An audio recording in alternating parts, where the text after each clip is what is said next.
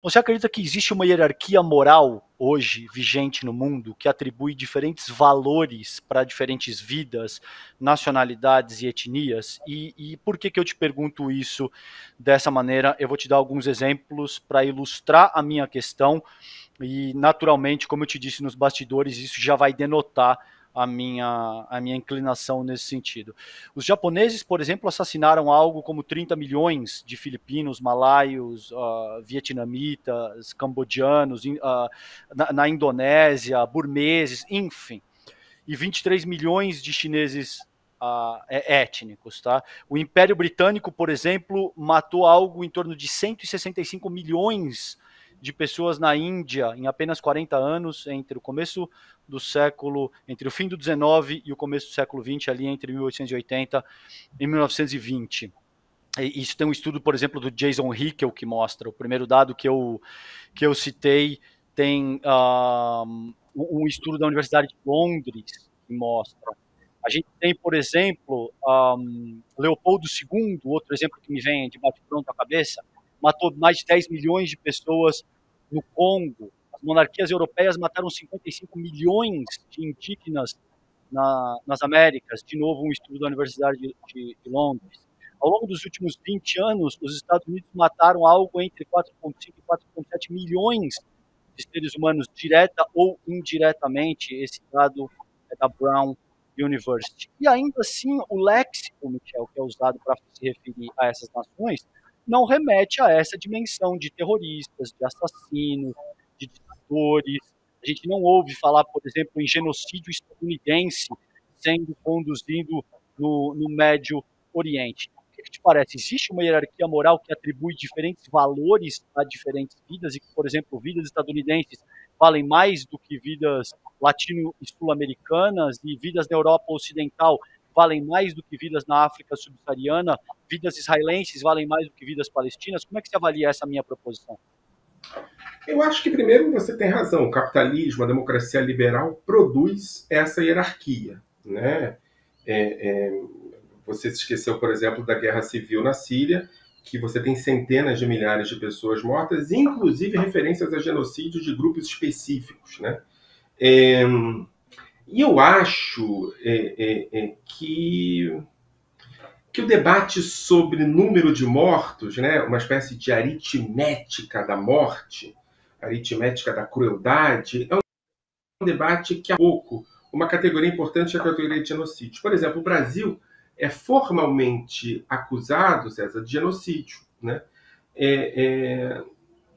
Não sei se você sabe disso, acho que pouca gente sabe, mas é importante discutir isso. O genocídio que o Brasil é formalmente acusado, e não só acusado, condenado por isso, é um genocídio causado contra os Yanomamis na fronteira de Roraima com a Venezuela em 1993. Né? E não chegou a 90 o número de mortos naquele momento.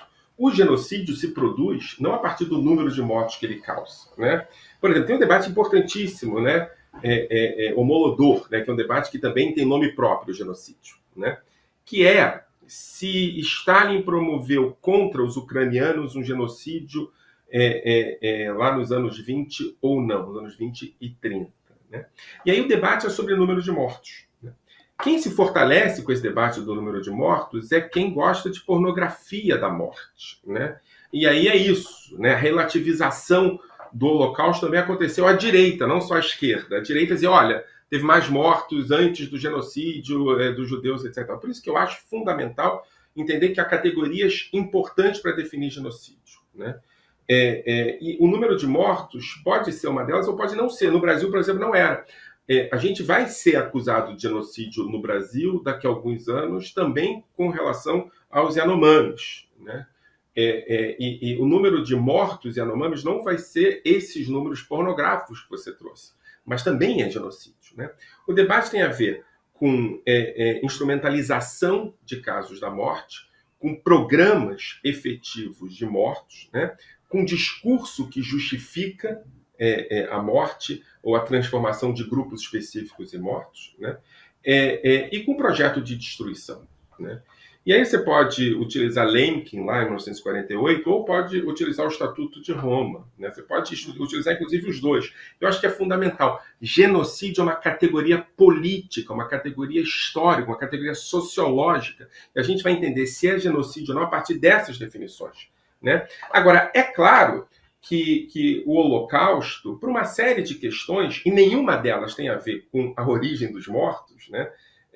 Porque nunca tem a ver com a origem dos mortos. Eu acho que isso é muito importante. Porque um dos motivos que eu me oponho a chamar o Holocausto por Holocausto, ou por Shoah, qualquer coisa que o valha, é porque isso determina que você esquece que quem produziu o Holocausto a partir de uma relação imaginada entre a morte e os mortos. Né? A justificativa dessa morte nunca é real. Né? A justificativa dos judeus terem sido mortos no nazismo tem a ver com o imaginário do nazista e não com o judeu. Né? Mas o Holocausto produziu, e aí a gente pode discutir isso, eu acho que isso é um tremendo tema para discussão. Eu acho que uma das vantagens dessa fala do Lula ter sido polêmica é que a gente pode produzir uma reflexão sobre isso. Né? O Holocausto produziu, por acontecer dentro da Europa e por utilizar métodos que aconteceram antes no sul da África, que é o caso da Namíbia, produziu uma reflexão sobre os limites a serem dados, né, por nações específicas a casos de violência. Então, a soberania territorial começou a ser relativizada se um grupo específico está produzindo morte contra outro grupo. Né? E aí a soberania passa a ser menos importante que os direitos humanos. Eu acho que esse é um debate que nasceu com o Holocausto. Poderia ter nascido com a Namíbia, que talvez teria evitado o Holocausto. Mas por motivos que você já trouxe, pela hierarquia geográfica das pessoas, né, eu acho que nasceu com o Holocausto e produziu uma nova linha de raciocínio, uma nova linha de construção de imaginário. E a gente está vivendo hoje o colapso disso.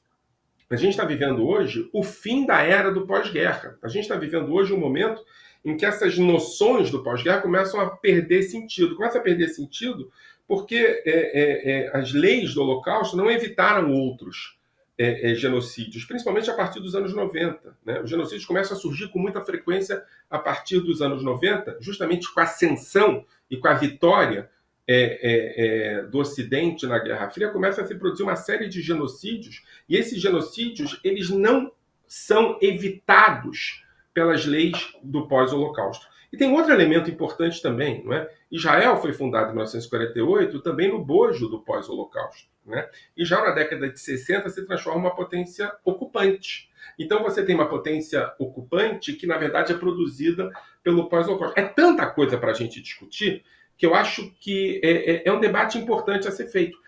E eu lamento que a fala do Lula tenha sido uma fala descuidada.